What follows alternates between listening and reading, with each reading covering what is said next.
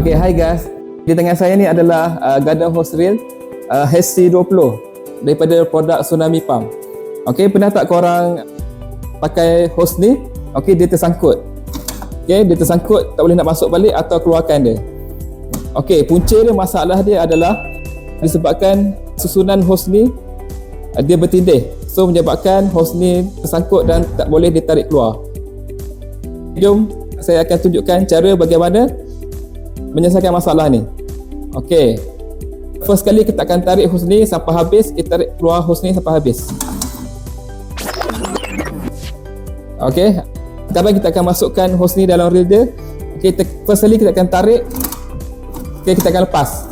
Spring dia akan auto masuk dalam.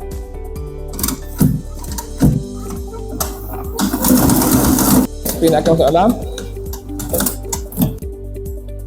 Sekarang masalah dah selesai.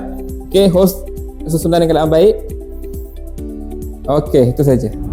Jadi jangan panik lagi. Itulah langkah mudah untuk mengatasi hose yang tersangkut.